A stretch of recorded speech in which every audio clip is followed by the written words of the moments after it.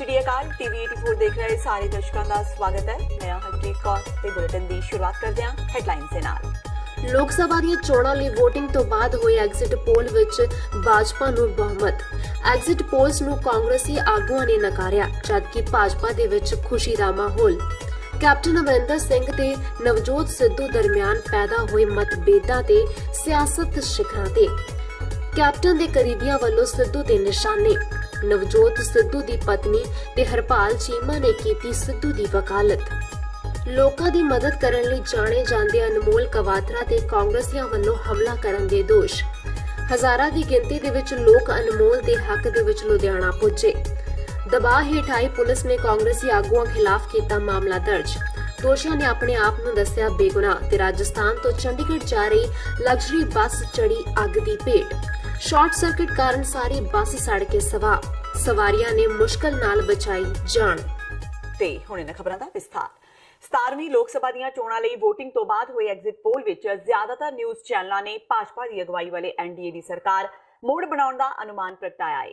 ਲੋਕ ਸਭਾ ਦੀਆਂ 543 ਵਿੱਚੋਂ 542 ਸੀਟਾਂ ਲਈ ਹੋਈ VOTING ਤੋਂ ਬਾਅਦ 15 ਐਗਜ਼ਿਟ ਪੋਲ ਵਿੱਚੋਂ 12 ਨੇ NDA ਦੇ ਸਪਸ਼ਟ ਬਹੁਮਤ ਨਾਲ ਦੁਬਾਰਾ ਸੱਤਾ ਵਿੱਚ ਆਉਣ ਦਾ ਅਨੁਮਾਨ ਪ੍ਰਗਟਾਇਆ ਹੈ, ਜਦਕਿ ਕਾਂਗਰਸ ਦੀ ਅਗਵਾਈ ਵਾਲੇ UPA ਨੂੰ ਬਹੁਮਤ ਤੋਂ ਬਹੁਤ ਪਿੱਛੇ ਦਿਖਾਇਆ ਗਿਆ ਹੈ।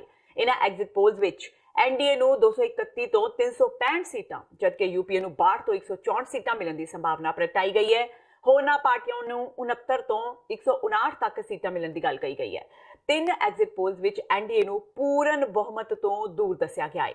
ਜ਼ਿਆਦਾਤਰ ਐਗਜ਼ਿਟ ਪੋਲ ਅਨੁਸਾਰ ਭਾਜਪਾ 272 ਦਾ ਅੰਕੜਾ ਪਾਰ ਕਰਨ ਵਿੱਚ ਕਾਮਯਾਬ ਨਹੀਂ ਹੋ ਰਹੀ। ਭਾਵੇਂ ਨਿਊਜ਼ 24 ਟੁਡੇਜ਼ ਚਾਣਕਿਆ ਵਿੱਚ ਭਾਜਪਾ ਨੂੰ 286 ਤੋਂ 314 ਸੀਟਾਂ ਤੇ ਕਾਂਗਰਸ ਨੂੰ 46 ਤੋਂ 64 ਸੀਟਾਂ ਮਿਲਣ ਦਾ ਅਨੁਮਾਨ ਪ੍ਰਗਟਾਇਆ ਗਿਆ ਹੈ। ਇਹਨਾਂ ਚੁਣਾਵੀ ਐਗਜ਼ਿਟ ਪੋਲਸ ਵਿੱਚ ਉੱਤਰ ਪ੍ਰਦੇਸ਼, ਪੱਛਮੀ ਬੰਗਾਲ, ਬਿਹਾਰ, ਉੜੀਸਾ ਦੇ ਅਨੁਮਾਨਾਂ ਵਿੱਚ ਭਾਰੀ ਫਰਕ ਹੈ। ਪੱਛਮੀ ਬੰਗਾਲ ਵਿੱਚ ਭਾਜਪਾ ਨੂੰ 11 ਤੋਂ 26 ਸੀਟਾਂ ਤੇ ਉੜੀਸਾ ਵਿੱਚ ਭਾਜਪਾ ਨੂੰ ਵੱਧ ਤੋਂ ਵੱਧ 17 ਸੀਟਾਂ ਮਿਲਣ ਦਾ ਅਨੁਮਾਨ ਪ੍ਰਗਟਾਇਆ ਗਿਆ ਹੈ। ਲੋਕ ਸਭਾ ਚੋਣਾਂ ਦੇ ਨਤੀਜਿਆਂ ਦੇ ਆਉਣ ਵਿੱਚ ਅਜੇ ਕੁਝ ਦਿਨ ਬਾਕੀ ਨੇ, ਪਰ ਐਗਜ਼ਿਟ ਪੋਲਸ ਦੇ ਨਤੀਜਿਆਂ ਵਿੱਚ ਸਾਰੇ ਦੇਸ਼ ਵਿੱਚ ਭਾਜਪਾ ਨੂੰ ਕਾਫੀ ਸੀਟਾਂ ਮਿਲ ਰਹੀਆਂ ਨੇ। ਪੰਜਾਬ ਵਿੱਚ ਕਈ ਏਜੰਸੀਆਂ ਦੇ ਐਗਜ਼ਿਟ ਪੋਲ ਸਾਹਮਣੇ ਆਏ ਨੇ। ਉਸ ਮੁਤਾਬਕ ਸੂਬੇ ਦੀ ਸੱਤਾਧਾਰੀ ਪਾਰਟੀ ਕਾਂਗਰਸ ਨੂੰ ਸੀਟਾਂ ਮਿਲ ਰਹੀਆਂ ਨੇ, ਪਰ ਦੇਸ਼ ਵਿੱਚ ਭਾਜਪਾ ਨੂੰ ਪੂਰਨ ਬਹੁਮਤ ਨਾਲ ਸੀਟਾਂ ਦੇਣ ਵਾਲੇ ਐਗਜ਼ਿਟ ਪੋਲ ਬਾਰੇ ਪੰਜਾਬ ਦੇ ਮੁੱਖ ਮੰਤਰੀ ਕੈਪਟਨ ਅਮਰਿੰਦਰ ਸਿੰਘ ਨੇ ਕਿਹਾ ਹੈ ਕਿ ਇਹ ਜ਼ਰੂਰੀ ਨਹੀਂ ਹੁੰਦਾ ਕਿ ਐਗਜ਼ਿਟ ਪੋਲ ਹਮੇਸ਼ਾ ਸਹੀ ਹੀ ਹੋਣ। No, I don't. I've been over the years, it's been 50 years now, watching exit polls, and I don't believe them to be correct. Let us see when the time comes. But my guess is that we are going to do very well. I don't know. How can you be so accurate on these things? It's not possible to see. I mean, I have had so much experience. I cannot myself, if I go around a constituency, guess how many seats we are coming like this. And in Punjab too, what you are saying, I think we are going to do even better than that. Exit polls ਵਿੱਚ ਸੱਤਾਧਾਰੀ party ਤੇ NDA ਗੱਠਜੋੜ ਦੇ ਸੱਤਾ ਵਿੱਚ ਆਉਣ ਦੇ ਸੰਕੇਤ ਨਾਲ ਸੋਮਵਾਰ ਨੂੰ ਸ਼ੇਅਰ ਬਾਜ਼ਾਰ ਵਿੱਚ ਭਾਰੀ ਉਛਾਲ ਦੇਖਣ ਨੂੰ ਮਿਲਿਆ। BSE ਦੇ ਸੈਂਸੈਕਸ ਵਿੱਚ 1400 ਅੰਕਾਂ ਦਾ ਉਛਾਲ ਆਇਆ। ਦੂਜੇ ਪਾਸੇ ਨਿਫਟੀ ਵੀ 11800 ਦੇ ਪੱਧਰ ਨੂੰ ਪਾਰ ਕਰ ਗਿਆ। ਲੰਘੇ 10 ਸਾਲਾਂ ਵਿੱਚ ਸੈਂਸੈਕਸ ਦੀ ਇਹ ਸਭ ਤੋਂ ਵੱਡੀ ਛਾਲ ਹੈ। ਇਸ ਤੋਂ ਪਹਿਲਾਂ ਸਵੇਰ ਦੇ ਸਮੇਂ ਅੱਜ BSE ਦਾ ਸੈਂਸੈਕਸ 962 ਅੰਕ ਤੇ ਨੈਸ਼ਨਲ ਸਟਾਕ ਐਕਸਚੇਂਜ ਦਾ ਨਿਫਟੀ 50287 ਅੰਕਾਂ ਦਾ ਵਾਧਾ ਬਣਾਉਣ ਵਿੱਚ ਕਾਮਯਾਬ ਰਿਹਾ। ਇਸ ਦੌਰਾਨ ਬਾਜ਼ਾਰ ਵਿੱਚ ਸ਼ੁਰੂ ਤੋਂ ਹੀ ਤੇਜ਼ੀ ਦਿਖਾਈ ਦਿੱਤੀ। ਸੈਂਸੈਕਸ 770.41 ਦੇ ਵਾਧੇ ਨਾਲ 38701.18 ਤੇ ਖੁੱਲਿਆ ਤੇ ਕੁਝ ਦੇਰ ਵਿੱਚ 38892.89 ਅੰਕ ਤੇ ਪਹੁੰਚ ਗਿਆ। ਅੱਜ ਦਿਨ ਦੇ ਸ਼ੁਰੂਆਤੀ ਕਾਰੋਬਾਰ ਵਿੱਚ ਰੁਪਇਆ ਵੀ 79 ਪੈਸੇ ਦੇ ਵਾਧੇ ਨਾਲ ਖੁੱਲਿਆ। ਇਹ 69.44 ਪ੍ਰਤੀ ਡਾਲਰ ਤੇ ਪਹੁੰਚ ਗਿਆ। ਐਤਵਾਰ ਸ਼ਾਮ ਨੂੰ ਸਾਹਮਣੇ ਆਏ ਚੋਣ ਸਰਵੇਖਣ ਨਤੀਜਿਆਂ ਵਿੱਚ NDA ਦੀ 300 ਜਾਂ ਇਸ ਤੋਂ ਜ਼ਿਆਦਾ ਸੀਟਾਂ ਆਉਂਦੀਆਂ ਦਿਖ ਰਹੀਆਂ ਨੇ। ਚੋਣ ਨਤੀਜੇ 23 ਮਈ ਨੂੰ ਸਾਹਮਣੇ ਆਉਣਗੇ। ਲੋਕ ਸਭਾ ਚੋਣਾਂ ਦੇ ਨਤੀਜੇ 23 ਮਈ ਨੂੰ ਆਣੇ ਨੇ, ਪਰ ਆਮ ਆਦਮੀ ਪਾਰਟੀ ਦੇ ਸੰਗਰੂਰ ਤੋਂ ਉਮੀਦਵਾਰ ਭਗਵੰਤ ਮਾਨ ਨੇ ਪਹਿਲਾਂ ਹੀ ਲੋਕਾਂ ਦਾ ਧੰਨਵਾਦ ਕਰ ਦਿੱਤਾ ਹੈ। ਉਹਨਾਂ ਨੇ ਪੰਜਾਬ, ਖਾਸ ਕਰਕੇ ਸੰਗਰੂਰ ਤੇ ਬਠਿੰਡਾ ਦੇ ਵੋਟਰਾਂ ਵੱਲੋਂ ਭਾਰੀ ਉਤਸ਼ਾਹ ਨਾਲ ਕੀਤੇ ਮਤਦਾਨ ਤੇ ਤਸੱਲੀ ਪ੍ਰਗਟਾਉਂਦਿਆਂ ਸਮੂਹ ਪੰਜਾਬੀਆਂ ਦਾ ਧੰਨਵਾਦ ਕੀਤਾ ਹੈ। ਭਗਵੰਤ ਮਾਨ ਨੇ ਕਿਹਾ ਕਿ ਆਮ ਆਦਮੀ ਪਾਰਟੀ ਨੇ ਆਪਣੇ ਸਾਫ਼ ਸੁਥਰੇ ਤੇ ਲੋਕ ਹਿਤੈਸ਼ੀ ਮਿਸ਼ਨ ਤੇ ਪਹਿਰਾ ਦਿੰਦਿਆਂ ਪੰਜਾਬ ਤੇ ਪੰਜਾਬੀਆਂ ਦੇ ਉਹ ਸਾਰੇ ਮੁੱਦੇ ਤੇ ਮਸਲੇ ਆਪਣੇ ਚੋਣ ਪ੍ਰਚਾਰ ਦਾ ਕੇਂਦਰ ਬਿੰਦੂ ਬਣਾਏ ਜਿਨ੍ਹਾਂ ਦਾ ਸਿੱਧਾ ਸਬੰਧ ਹਰੇਕ ਵਰਗ ਤੇ ਹਰ ਘਰ ਦੇ ਚੁੱਲ੍ਹੇ ਨਾਲ ਜੁੜਿਆ ਹੋਇਆ ਹੈ। ਉਹਨਾਂ ਕਿਹਾ ਕਿ ਸ਼੍ਰੀ ਗੁਰੂ ਗ੍ਰੰਥ ਸਾਹਿਬ ਸਮੇਤ ਹੋਰ ਧਾਰਮਿਕ ਗ੍ਰੰਥਾਂ ਦੀ ਬੇਅਦਬੀ, ਬਹਿਬਲ ਕਲਾਂ, ਕੋਟਕਪੂਰਾ ਤੇ 3.5 ਦਹਾਕੇ ਪੁਰਾਣੇ ਨਕੋਦਰ ਬੇਅਦਬੀ ਤੇ ਗੋਲੀकांड ਸਮੇਤ ਅਕਾਲੀ ਭਾਜਪਾ ਦੀ ਪਿਛਲੀ ਮਾਫੀਆ ਸਰਕਾਰ, ਕੇਂਦਰ ਦੀ ਮੋਦੀ ਸਰਕਾਰ ਤੇ ਪੰਜਾਬ ਦੀ ਕੈਪਟਨ ਸਰਕਾਰ ਵੱਲੋਂ ਕਿਸਾਨਾਂ, ਮਜ਼ਦੂਰਾਂ, ਬੇਰੁਜ਼ਗਾਰਾਂ, ਬਜ਼ੁਰਗਾਂ, ਵਿਧਵਾਵਾਂ, ਗਰੀਬਾਂ, ਦਲਿਤਾਂ ਤੇ ਵਪਾਰੀਆਂ, ਕਾਰੋਬਾਰੀਆਂ ਨਾਲ ਕੀਤੀਆਂ ਵਾਅਦਾ ਖਿਲਾਫੀਆਂ ਬਾਰੇ ਹਰ ਨਾਗਰਿਕ ਤੱਕ ਪਹੁੰਚਾਉਣ ਲਈ ਆਪ ਨੇ ਪੂਰੀ ਵਾਹ ਲਾਈ ਹੈ। ਮਾਨ ਨੇ ਕਿਹਾ ਕਿ ਆਮ ਆਦਮੀ ਪਾਰਟੀ ਕੋਲ ਬੇਹੱਦ ਸੀਮਤ ਵਸੀਲੇ ਤੇ ਸੱਚੇ ਸੁੱਚੇ ਅਸੂਲ ਨੇ, ਜਦਕਿ ਦੂਜੇ ਪਾਸੇ ਅਕਾਲੀ ਭਾਜਪਾ ਤੇ ਕਾਂਗਰਸ ਕੋਲ ਮਾਫੀਆ ਤੇ ਦਹਾਕਿਆਂ ਦੀ ਲੁੱਟ ਖਸੁੱਟ ਦੀ ਬੇਸ਼ੁਮਾਰ ਧਨ ਦੌਲਤ ਹੈ। ਇਸ ਨਾਲ ਵੋਟਰਾਂ ਨੂੰ ਪ੍ਰਭਾਵਿਤ ਕਰਨ ਲਈ ਹਰ ਕੋਸ਼ਿਸ਼ ਕੀਤੀ ਗਈ। ਉਹਨਾਂ ਕਿਹਾ ਕਿ ਸ਼ਰਾਬ, ਨਸ਼ੇ ਤੇ ਸਰਕਾਰੀ ਮਸ਼ੀਨਰੀ ਦਾ ਰੱਜ ਕੇ ਦੁਰਉਪਯੋਗ ਕੀਤਾ ਗਿਆ। ਆਮ ਆਦਮੀ ਪਾਰਟੀ ਦੇ ਵਿਧਾਇਕ ਤੇ ਸੀਨੀਅਰ ਵਕੀਲ ਐਚ.ਐਸ. ਫੂਲਕਾ ਨੇ ਮੁੱਖ ਮੰਤਰੀ ਕੈਪਟਨ ਅਮਰਿੰਦਰ ਸਿੰਘ ਨੂੰ ਇੱਕ ਖੱਤ ਲਿਖ ਕੇ ਸ਼੍ਰੋਮਣੀ ਕਮੇਟੀ ਚੋਣਾਂ ਬਾਰੇ ਵਿਧਾਨ ਸਭਾ ਵਿੱਚ ਪਾਸ ਕੀਤੇ ਮਤੇ ਦਾ ਚੇਤਾ ਕਰਵਾਇਆ ਹੈ। ਫੂਲਕਾ ਨੇ ਆਖਿਆ ਕਿ ਫਰਵਰੀ ਵਿੱਚ ਕੈਪਟਨ ਨੇ ਵਿਧਾਨ ਸਭਾ ਵਿੱਚ ਵਾਅਦਾ ਕੀਤਾ ਸੀ ਕਿ ਉਹ ਕੇਂਦਰੀ ਗ੍ਰਹਿ ਮੰਤਰਾਲੇ ਨਾਲ ਗੱਲ ਕਰਕੇ ਸ਼੍ਰੋਮਣੀ ਕਮੇਟੀ ਦੀਆਂ ਚੋਣਾਂ ਛੇਤੀ ਕਰਵਾਉਣ ਦੀ ਅਪੀਲ ਕਰਨਗੇ, ਪਰ ਕੈਪਟਨ ਨੂੰ ਇਹ ਵਾਅਦਾ ਭੁੱਲ ਗਿਆ ਹੈ ਤੇ ਅੱਜ ਤੱਕ ਕੇਂਦਰੀ ਮੰਤਰਾਲੇ ਨਾਲ ਇਸ ਸੰਬੰਧੀ ਕੋਈ ਗੱਲ ਨਹੀਂ ਕੀਤੀ ਗਈ। ਉਹਨਾਂ ਕਿਹਾ ਕਿ ਖੱਤ ਵਿੱਚ ਕੈਪਟਨ ਨੂੰ ਬੇਨਤੀ ਕੀਤੀ ਗਈ ਹੈ ਕਿ ਇਹ ਗੱਲ ਸਿਰਫ ਰੈਲੀਆਂ ਵਿੱਚ ਹੀ ਨਾ ਕਹਿਣ, ਹਫ਼ਤੇ ਅੰਦਰ ਨਵੀਂ ਸਰਕਾਰ ਬਣ ਜਾਣੀ ਹੈ ਤੇ ਉਹ ਕੇਂਦਰੀ ਗ੍ਰਹਿ ਮੰਤਰਾਲੇ ਤੱਕ ਪਹੁੰਚ ਕਰਕੇ ਇਹ ਮੁੱਦਾ ਚੁੱਕਣ। ਮੈਂ ਮੁੱਖ ਮੰਤਰੀ ਪੰਜਾਬ ਕੈਪਟਨ ਅਮਰਿੰਦਰ ਸਿੰਘ ਨੂੰ ਚਿੱਠੀ ਲਿਖੀ ਹੈ ਕਿ 14 ਫਰਵਰੀ 2019 ਦੇ ਵਿੱਚ ਵਿਧਾਨ ਸਭਾ ਦੇ ਸੈਸ਼ਨ ਦੇ ਵਿੱਚ ਮਤਾ ਪਾਸ ਹੋਇਆ ਸੀ ਕਿ ਐਚਪੀਸੀ ਦੇ ਇਲੈਕਸ਼ਨ ਜੋ 2016 ਤੋਂ ਡਿਊ ਆ ਉਹ ਜਲਦੀ ਕਰਾਏ ਜਾਣ ਤੇ ਮੁੱਖ ਮੰਤਰੀ ਕੈਪਟਨ ਅਮਰਿੰਦਰ ਸਿੰਘ ਨੇ ਉੱਥੇ ਸਦਨ ਦੇ ਵਿੱਚ ਅਨਾਉਂਸ ਕੀਤਾ ਸੀ ਕਿ ਉਹ ਜਾ ਕੇ ਖੁਦ ਕੇਂਦਰੀ ਗ੍ਰਹਿ ਮੰਤਰੀ ਨੂੰ ਮਿਲਣਗੇ ਤੇ ਇਹ ਇਲੈਕਸ਼ਨ ਐਚਪੀਸੀ ਦੇ ਕਰਾਉਣ ਲਈ ਜਲਦੀ ਤੋਂ ਜਲਦੀ ਉਹ ਕੋਸ਼ਿਸ਼ ਉਹਨਾਂ ਤੇ ਦਬਾਅ ਪਾਉਣਗੇ, ਪਰ ਅਜੇ ਤੱਕ ਕੁਝ ਨਹੀਂ ਹੋਇਆ। ਉਹ ਨਾ ਤਾਂ ਕਿ ਮਤੇ ਤੇ ਕੋਈ ਐਕਸ਼ਨ ਲਿਆ ਗਿਆ, ਸਿਰਫ ਇੱਕ ਮੇਰਾ ਖਿਆਲ ਉਹਦੀ ਕਾਪੀ ਭੇਜਤੀ, ਕੁਝ ਨਹੀਂ ਕੀਤਾ। ਨਾ ਹੀ ਮੁੱਖ ਮੰਤਰੀ ਸਾਹਿਬ ਜਾ ਕੇ ਹੋਮ ਮਿਨਿਸਟਰ ਨੂੰ ਮਿਲੇ ਆ। ਸਿਰਫ ਰੈਲੀਆਂ ਦੇ ਉੱਤੇ ਹੀ ਇਹਦੇ ਬਾਰੇ ਕਿਹਾ ਗਿਆ, ਸਿਰਫ ਜੋ ਇਲੈਕਸ਼ਨ ਰੈਲੀਆਂ ਦੇ ਉੱਤੇ ਤੱਕ ਹੀ ਇਹ ਐਚਪੀਸੀ ਦੇ ਇਲੈਕਸ਼ਨ ਦਾ ਮੁੱਦਾ ਸੀਮਿਤ ਰਹਿ ਗਿਆ। ਮੈਂ ਕੈਪਟਨ ਸਾਹਿਬ ਨੂੰ ਇਹ ਬੇਨਤੀ ਕੀਤੀ ਹੈ ਕਿ ਇਹ ਮੁੱਦੇ ਦੇ ਉੱਤੇ ਐਕਸ਼ਨ ਵੀ ਲਓ, ਇਕੱਲੇ ਰੈਲੀਆਂ 'ਚ ਹੀ ਨਾ ਕਹੋ।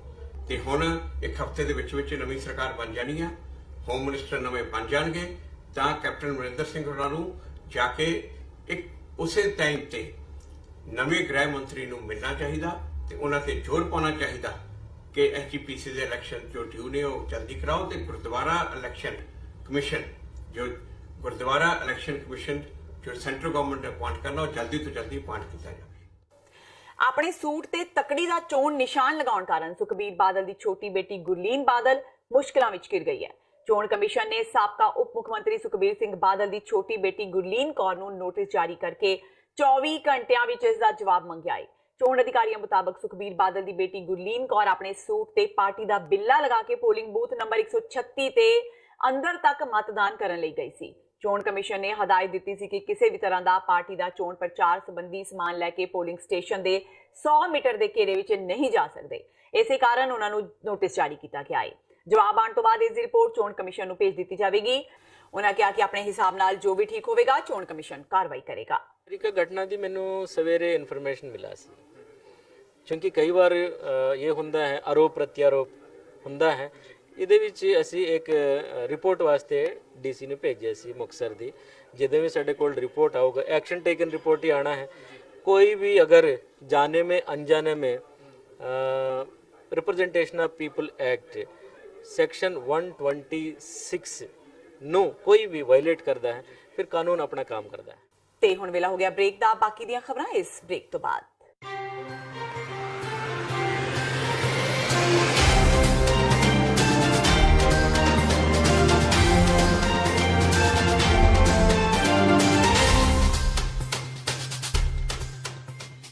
ਸ਼ਹੀਦਾਂ ਦੇ ਸਰਤਾਜ ਸ਼੍ਰੀ ਗੁਰੂ ਅਰਜਨ ਦੇਵ ਜੀ ਮਹਾਰਾਜ ਦੀ ਸ਼ਹਾਦਤ ਤੇ ਜੂਨ 1984 ਦੇ ਸ਼ਹੀਦਾਂ ਦੀ ਯਾਦ ਵਿੱਚ 9 ਜੂਨ 2019 ਦਿਨ ਐਤਵਾਰ ਨੂੰ ਸਵੇਰੇ 11 ਵਜੇ ਸੈਨ ਫਰਾਂਸਿਸਕੋ ਸ਼ਹਿਰ ਵਿਖੇ ਰਿਮੈਂਬਰੈਂਸ ਮਾਰਚ ਤੇ ਫਰੀडम ਰੈਲੀ ਕੱਢੀ ਜਾ ਰਹੀ ਹੈ। ਕੈਲੀਫੋਰਨੀਆ ਦੀਆਂ ਸਮੂਹ ਪੰਥਕ ਜਥੇਬੰਦੀਆਂ ਤੇ ਗੁਰਦੁਆਰਾ ਕਮੇਟੀਆਂ ਵੱਲੋਂ ਸਮੂਹ ਸੰਗਤਾਂ ਨੂੰ ਖਾਲਸਾ ਰਾਜ ਦੀ ਮੁਕੰਮਲ ਪ੍ਰਾਪਤੀ ਲਈ ਇਸ ਮਾਰਚ ਵਿੱਚ ਸ਼ਾਮਿਲ ਹੋਣ ਦੀ ਬੇਨਤੀ ਕੀਤੀ ਜਾਂਦੀ ਹੈ। ਵਧੇਰੇ ਜਾਣਕਾਰੀ ਲਈ ਤੁਸੀਂ ਹੇਠ ਦਿੱਤੇ ਨੰਬਰ ਤੇ ਸੰਪਰਕ ਕਰ ਸਕਦੇ ਹੋ।